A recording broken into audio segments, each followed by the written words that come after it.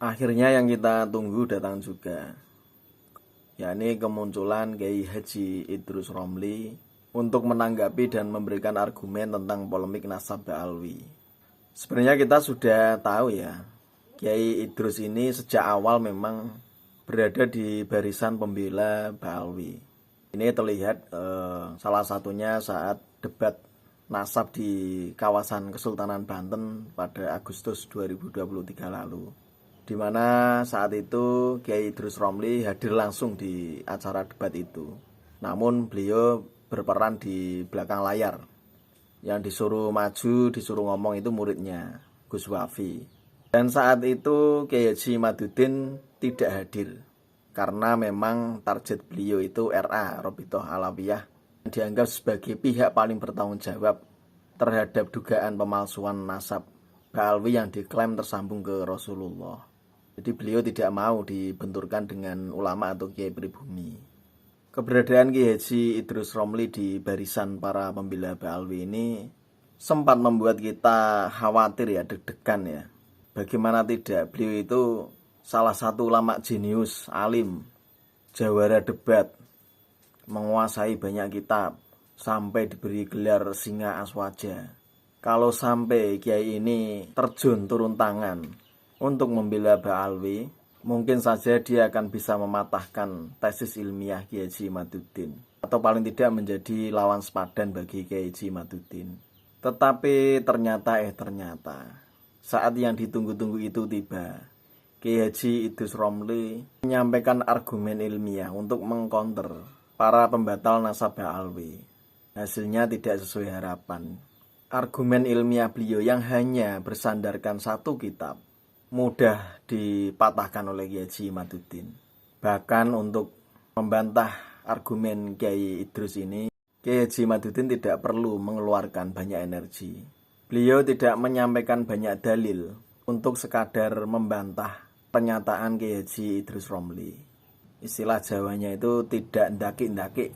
Yang ini menurut saya ini menunjukkan argumen yang disampaikan oleh Kiai Idrus ini sangat mudah untuk dibantah oleh ulama sekelas Kiai Haji Madudin.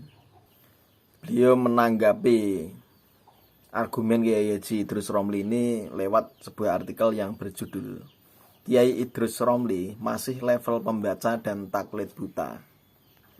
Kita jadi ingat ya ceramah beliau yang sempat rame dan viral ketika menyebut dan menyindir ulama yang taklid buta dalam merespon polemik nasab Ba'alwi. Ya, karena lebih banyak mengedepankan husnudon daripada prinsip orang alim yang seharusnya sudah berada di level ketika menerima sebuah kabar itu dia mampu memeriksa, meneliti, menganalisa apakah kabar atau informasi itu benar ataukah hanya rekayasa. Jadi tidak langsung mempercayainya.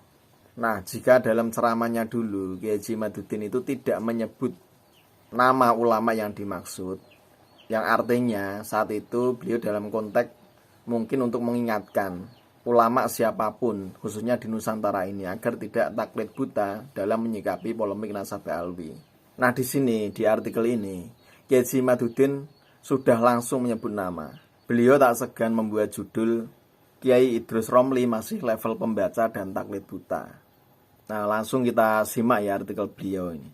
Nasab Ba'alwi sudah jelas tidak dapat dipertanggungjawabkan. Ia batal ditinjau dari berbagai perspektif.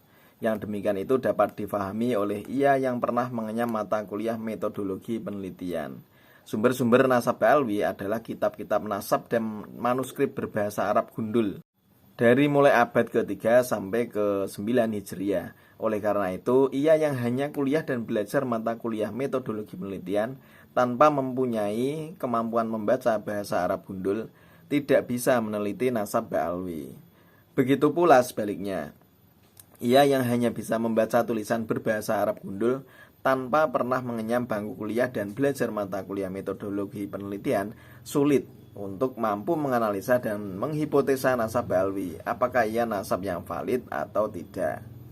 Nah, di sini langsung beliau ke pokok masalahnya. Di kanal YouTube-nya Kiai Idrus Romli menyatakan bahwa nasab Ba'alwi adalah nasab yang sahih karena telah terdapat di dalam sebuah kitab yang berjudul Tobaqatul Khawas karya Ahmad As-Surji Az-Zabidi pada 893 Hijriah. Tanpa metodologi yang jelas, hanya bermodal membaca sebuah kitab. Lalu ia menyatakan bahwa berita yang ada di dalam kitab itu sahih. Kiai Idrus Romli memang seorang pembaca yang baik, tetapi ia belum masuk ke dalam kategori al-bahis atau peneliti. Yang demikian itu dapat dilihat dari mudahnya ia menerima sebuah berita yang ada dalam sebuah kitab, lalu dipercaya dan diyakini. Walaupun misalnya seorang kiai itu tidak pernah mengenyam kuliah, tidak pernah belajar mata kuliah metodologi penelitian, sebenarnya ada piranti dalam Hasanah Kitab Kuning yang mempunyai fungsi yang sama, yaitu meneliti sebuah kesahihan riwayat, yaitu ilmu hadis diroyah. Dalam ilmu hadis diroyah misalnya dipelajari tentang bab al-wijadah, yaitu ketika kita menemukan sebuah berita dalam sebuah kitab, maka kita tidak boleh langsung mempercayai isi kitab itu, kecuali setelah melakukan langkah-langkah tertentu yang meyakinkan kita bahwa berita itu benar dan sahih. Kiai Idrus Romli selain belum memahami teori al-wijadah dalam ilmu hadis diroyah, ia juga belum memahami teori muttasil wal munqati atau riwayat yang tersambung dan riwayat yang terputus. Ketika membaca kitab Tobaqatul Khawas, ia juga tidak memahami teori ma'rifat at-tawarikh dalam disiplin ilmu yang sama tentang sejarah setiap rawi dari pemahaman tentang teori itu. Kita akan memahami pula pentingnya mengetahui rentang jarak tahun antara tahun kapan kitab itu ditulis dan kapan berita itu terjadi. Kitab yang dibaca Kiai Haji Idrus Romli itu adalah kitab abad ke-9 Hijriah. Sedangkan hidupnya Ahmad bin Isa adalah abad ke-3 Hijriah. Jadi jaraknya 600 tahun. Lalu dari kitab apa As-Surji? Ini Kiai Haji Maduddin bertanyakan. Lalu dari kitab apa As-Surji mendapatkan informasi bahwa Ahmad bin Isa itu mempunyai anak Ubaidillah? Tanda tanya. Penulis berharap dengan reputasi Kiai Idrus Romli selama ini, hendaklah ia membaca buku-buku tentang metodologi penelitian. Apakah yang khusus tentang metodologi penelitian sejarah?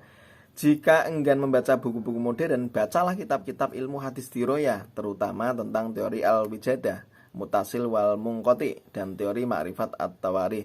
Jika telah memahami itu semua, baru silahkan meneliti nasab Ba'alwi. Di tulisan terakhir beliau, Ubaidillah itu bukan anak Ahmad bin Isa.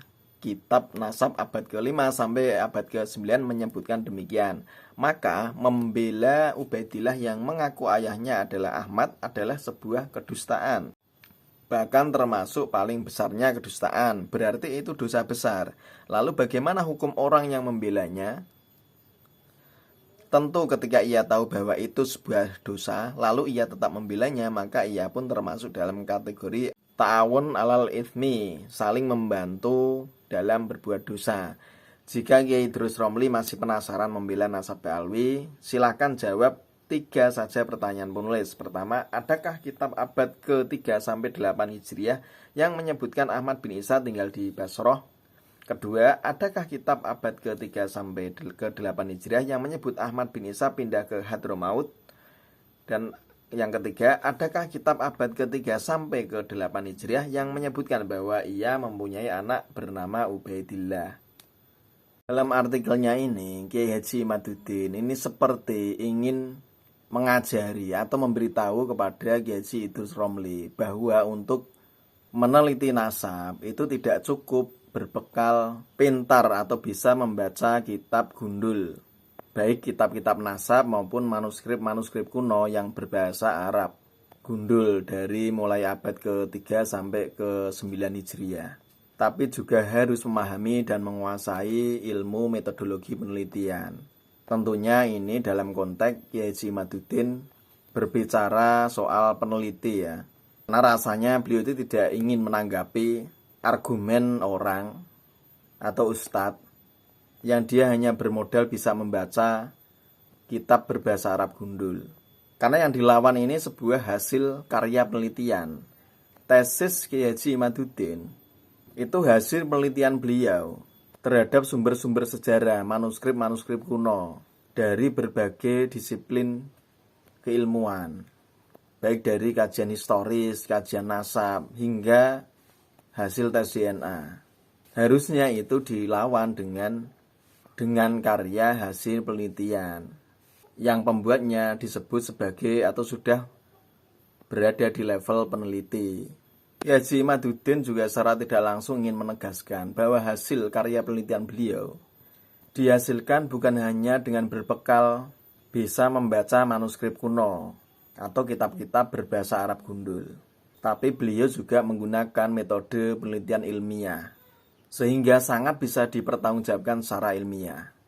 Makanya ketika tesis beliau ini ditanggapi dengan opini atau argumen yang hanya bersandarkan satu kitab, yang itu pun hanya disampaikan argumen itu melalui lisan, tidak ada karya penelitian yang disodorkan, ya ini mungkin Kiai Haji Imaduddin cuma tertawa.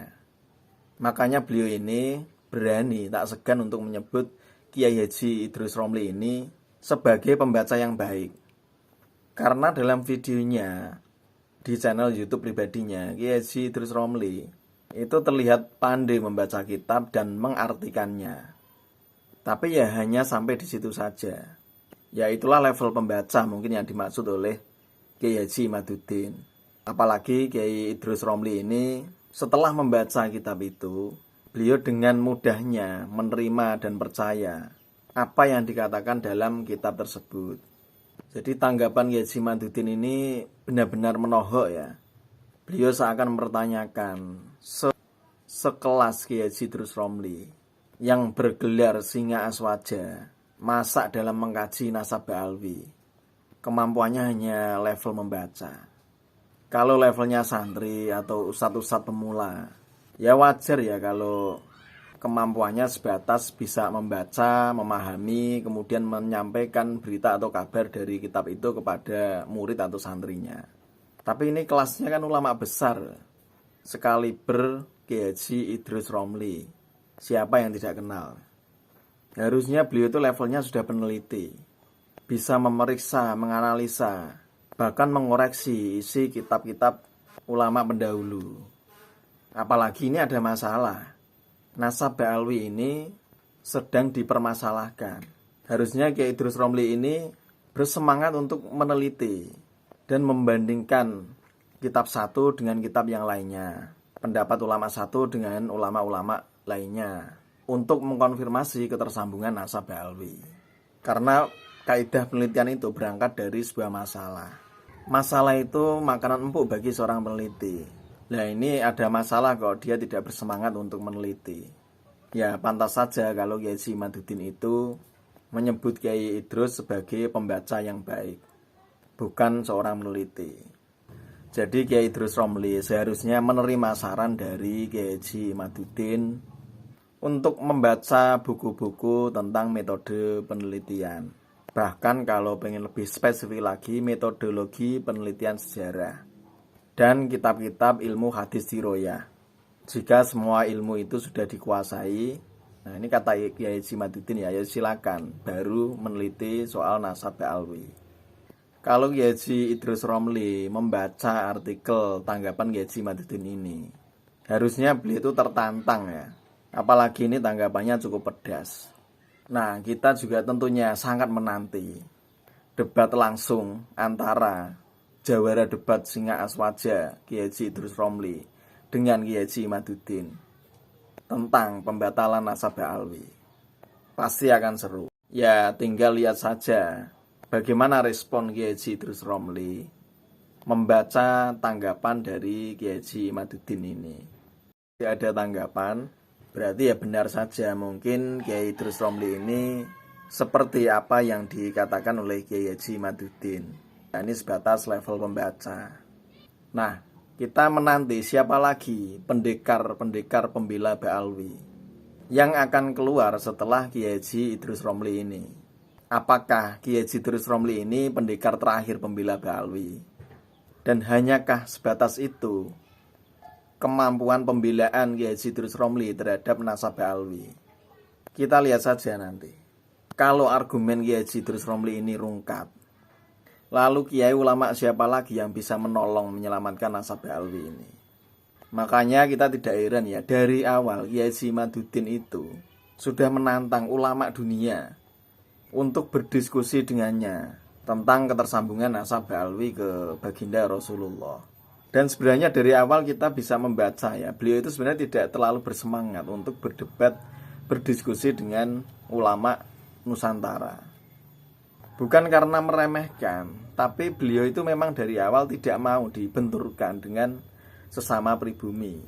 Nah, dilalah saja kiai dan ulama pribumi yang pro Ba'alwi pun sampai saat ini juga belum ada yang bisa mematahkan tesis Kiai Haji Imaduddin secara ilmiah. Nah, kalau sekelas Kiai Haji Idrus Romli saja, argumennya tidak bisa menolong nasab Ba'alwi. Lalu siapa lagi? Apakah keluarnya Kiai Haji Idrus Romli dengan argumennya yang hanya bersandarkan dengan satu kitab adalah penanda berakhirnya pembahasan nasab Ba'alwi alias rungkat, karena tidak ada lagi ulama yang bisa menyelamatkan nasab mereka? Ya bisa jadi, karena Kiai Idrus Romli ini ibarat kalau perang itu panglima ya. Kemarin yang dikeluarkan itu prajurit, patih, dan semuanya sudah gugur, tidak bisa membunuh tesis Kiai Haji Imaduddin. Nah, ini panglimanya sudah turun dan kita bisa menyimpulkan sendiri siapa yang menang. Argumen ilmiah Kiai Haji Idrus Romli dengan satu-satunya kitab andalannya Tobaqatul Khawas melawan tesis Kiai Haji Imaduddin yang memiliki banyak sumber dan referensi serta sudah dibukukan.